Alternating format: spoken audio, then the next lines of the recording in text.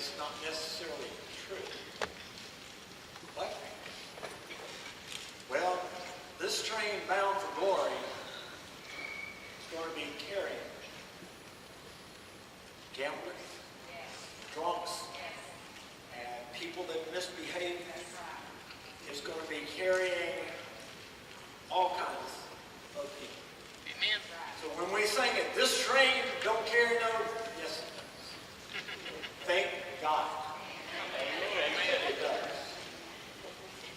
It's bound for glory, and we have been saved by grace. Doesn't mean that we are fixed.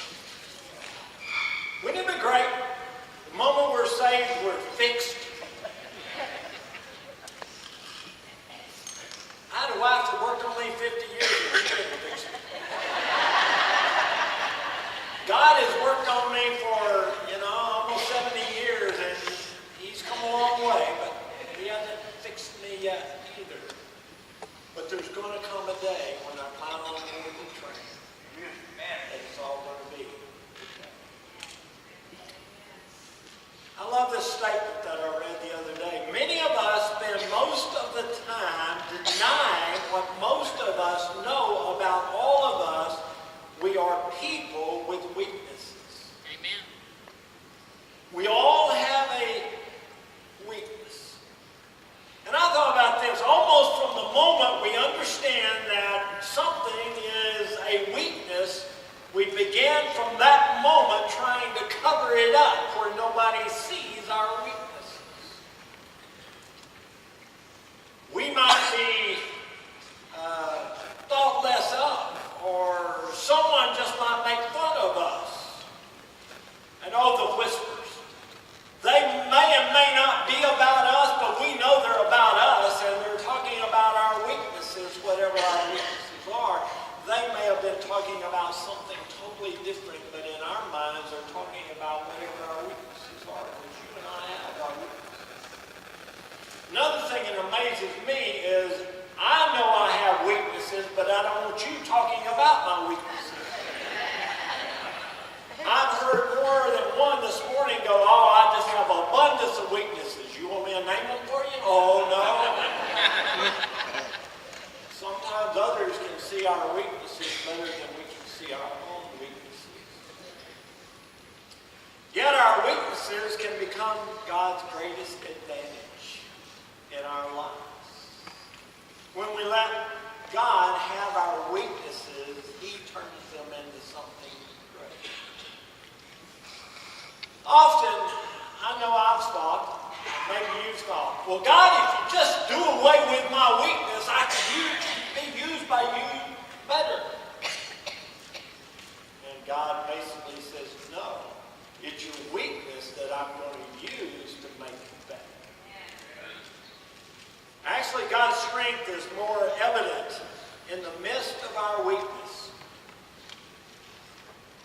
The Apostle Paul writes in 2 Corinthians 12:7 these words, because of the surpassing greatness of the revelations, for this reason, to keep me from exalting myself, there was given me a thorn in the flesh, a messenger of Satan, to torment me, to keep me from exalting myself. Concerning this, I implored the Lord 3 times that it might leave me. And he has said to me, my grace is sufficient for you, for power is perfected in weakness. Most graciously, therefore, I will rather boast about my weakness,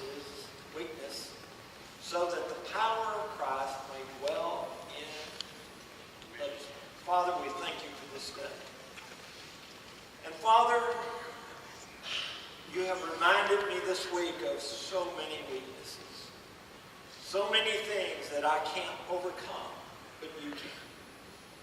And Father, use them to your glory and to your benefit. Now, Father, in Jesus' name, I pray for souls to be won this morning. In Christ's name I pray. Amen. 3 things I want to cover this morning. First, we should accept the reality of our weakness. First, we need to accept the reality of our weakness. Most Christians carry with them some definite weakness. Amen. Now, every Christian carries with them some weaknesses. Now, you may know them and you may not know them, but you got them. We're all weak in some form or another. We are in good company, though, as we look at Scripture. The Apostle Paul certainly had his weaknesses. He called his weakness a thorn in the flesh. The word there for thorn could have been an instrument referring to larger or smaller. It could have referred to a stake. It could have referred to a slither or a point of a thorn. So Paul could have said, this thorn in my flesh is like a boulder. It's like a stabbing. It is like a stake. Or he could have meant that it was like a thorn, small but hurts. Whatever it is, Paul says it hurts. And we make light of other people's weaknesses, but Paul said whatever it was in his flesh, it hurt him. And he had to learn to deal with it on a daily basis. From my studies, it could have been both. When you have a thorn in the flesh, it feels like a tuba thorn.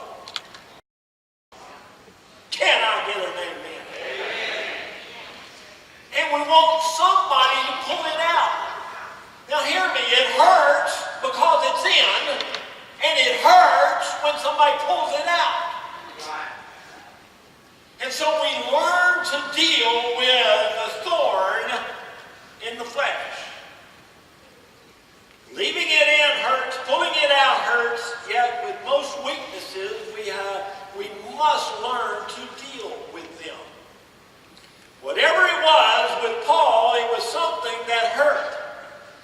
Or it was something that bothered him, or whatever it was, it slowed him down. Paul had a vision. Paul was going to go here, and he was going to witness here. Paul was going to go here, and he was going to build the church. And Paul was going to do this. And all of those things were good. All of those things were right. But God said, I'm going to slow you down. And I'm going to give you a thorn in the flesh. You know what we say? Thorn in the flesh is for you, but not for me. There's nobody more godly than Paul except for the Lord Jesus Christ. And God said, I'm going to slow you down. I'm going to put a thorn in your flesh. We don't like that. Sometimes some understand the thorn in the flesh that Paul had was outside the body. They refer to it as oppression, persecution, or even, you wouldn't believe this, but Paul had his critics. Some say that it could have been one of those outside the body that Paul dealt with, but most understand it to be his thorn in the flesh was inside. The thorn may have been physical, emotional, or spiritual. Some feel by some of Paul's writings, now listen to me, they feel that it could have been malaria that he had a case of at some point in time, and it affected his eyesight. In some of his writings, you can read that Paul said, I'm signing this in these big letters, and it was obvious that his eyesight was going. It could have been malaria. And Paul had to reply, or had to rely more and more on others. Sometimes God slows us down where we have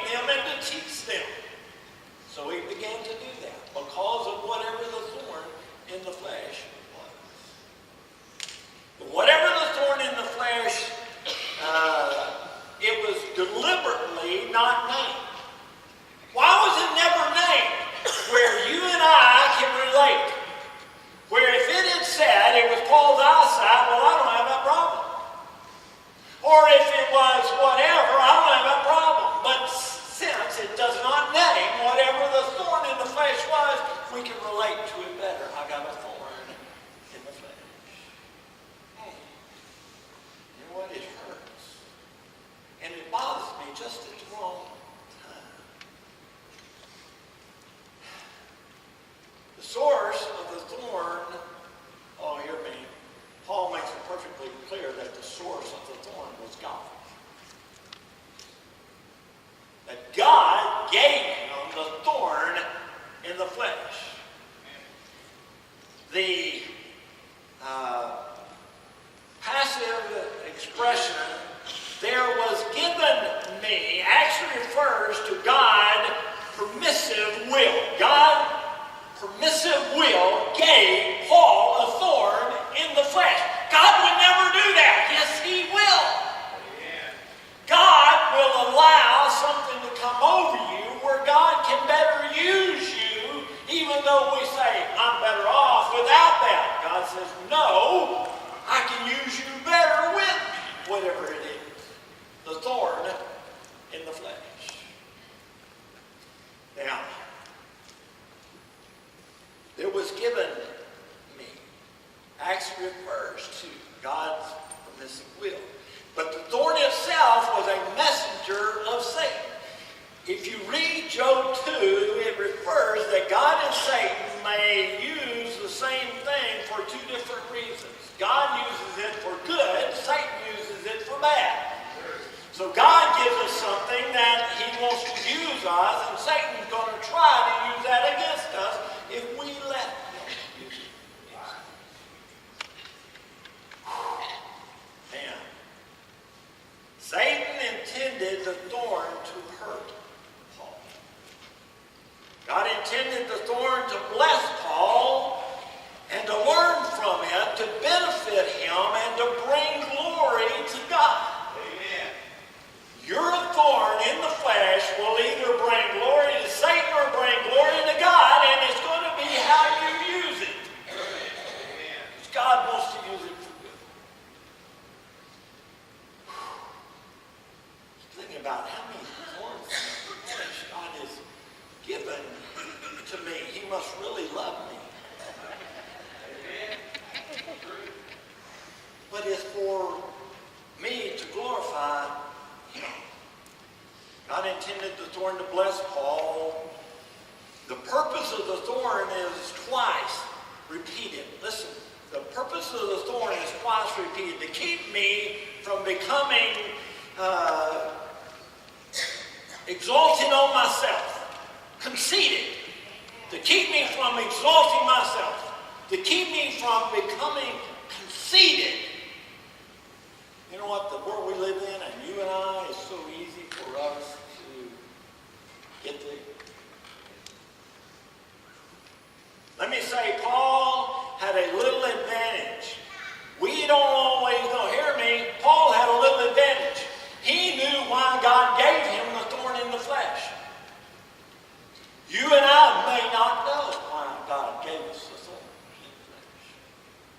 Probably for the same reason. To keep us from exalting ourselves.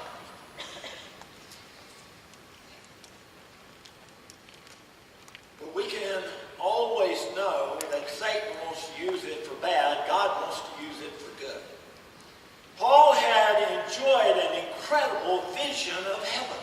Man, God had given Paul this vision of heaven to put it down on paper.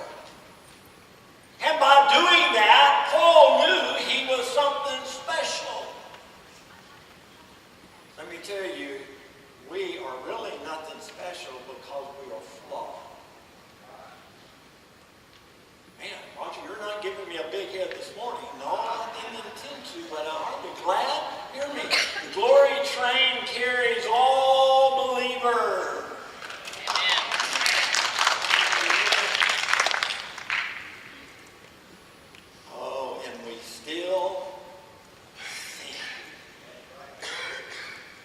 Sometimes we think when we come to church, man, I walk in the front door of the church and everybody knows that I am a saint. And then we get home and what? We go back to, let me tell you, this is a hospital for sinners. And just because you walked in didn't make you sin-free. We do the best we can to control it. Hear me? But we still fall short because we have our weaknesses. The thorn in the flesh. God saved Paul from spiritual pride by giving him a thorn. Pride is a terrible thing, and we all deal with it. Most of us for no good reason. But Paul had good reason. Let me ask you a question this morning. What is your weakness? What is the weakness that you deal with? You deal with one, or two, or three. Whatever it is, God intends to keep you humble, dependent on Him through it. Our thorns temper our pride. Number two, we should understand the necessity of our weaknesses. Our attitude towards weakness and God's is two different things. They are a world apart. Paul persistently asked God to remove his thorn. God, remove my thorn. God, remove my thorn. God, remove my thorn 3 times. I love these. I have no problem with a sign that says prayer changes things. But usually it's us that changes. Paul prayed 3 times that his thorn might be removed. Just as Jesus prayed 3 times in the garden, Paul prayed on 3 occasions that Jesus would remove his thorn. Paul personally requested this from the Lord Jesus Christ. Now, I hate to tell you, I learned something I didn't know, but I'm doing that almost daily. Paul personally requested this 3 times from the Lord. This is the only prayer that he ever prayed that he didn't pray directly to God. These 3 times he prayed to Jesus Christ to remove his thorn. Every other prayer you read that Paul prayed, he prayed to God the Father. Isn't that interesting?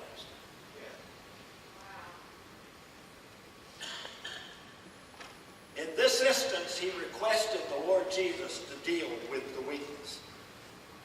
The word suggests that he wanted the weakness. Oh, does this sound like us? And the Apostle Paul prayed it. He wanted the weakness removed permanently.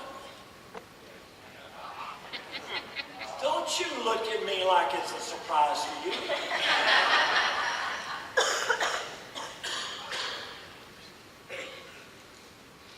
God may inform us of the permanency of our weakness. Verse 9 says, he said to me, suggest a permanent and final word from God. You know, now and then God has to tap us in between the eyes and go, I'm done. This is it. You will learn to live with this. But God, I prayed 3 times, I know. But this is for your good. He said to me, suggest a permanent and final word from God that kept resounding in Paul's ear for years. God told Paul that he would have to live with the thorn. Now, don't take this wrong. There's nothing wrong with medicine, and God has given medicine. Too often we overdose ourselves trying to get rid of the thorn, that whatever it is, and don't take it.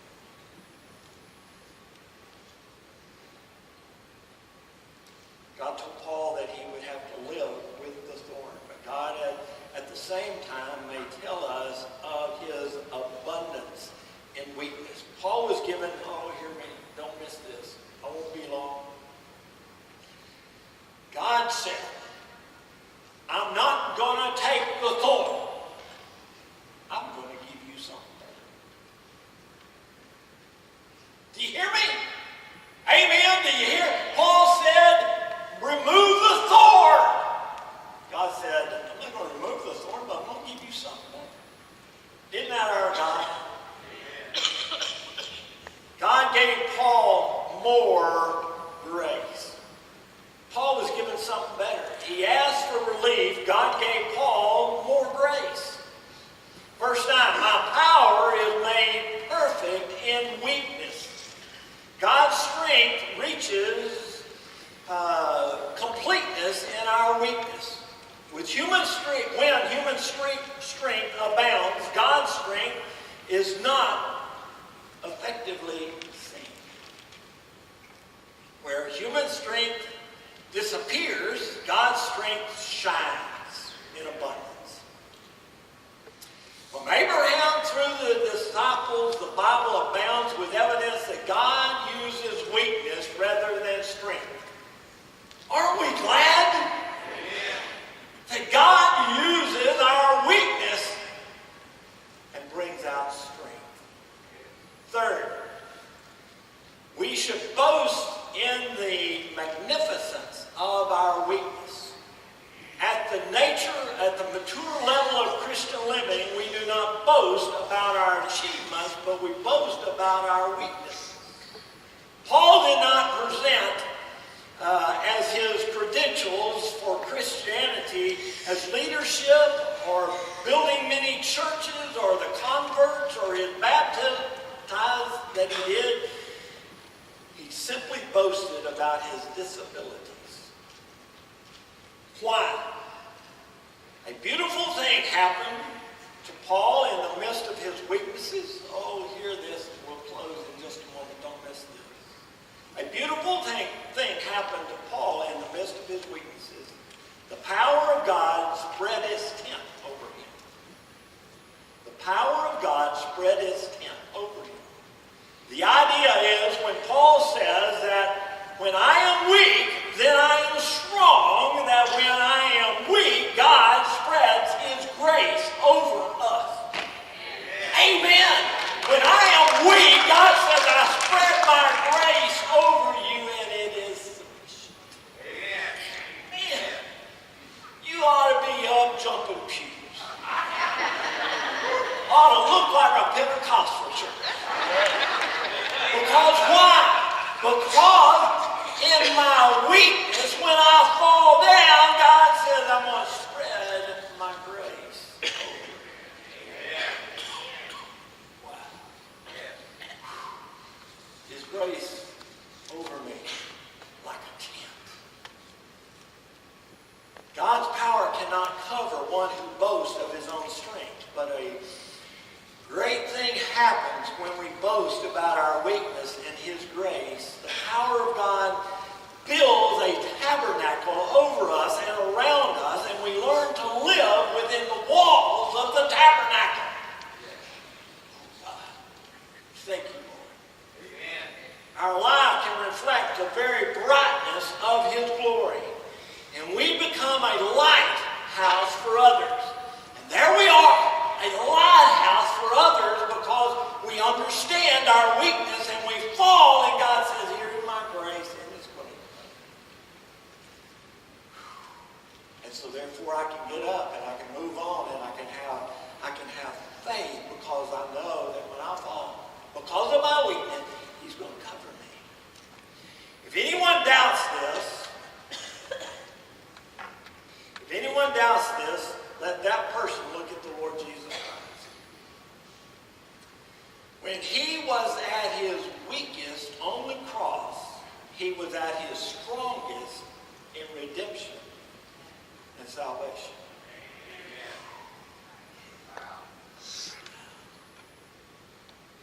So also with us. Surrender this morning your pride and come and give your weakness to the Lord, and he will make you strong. Will you stand with me this morning? Father, we thank you for this grace that you give us. Father, I just get excited about how many times I've fallen in as I think back your grace is there. Your grace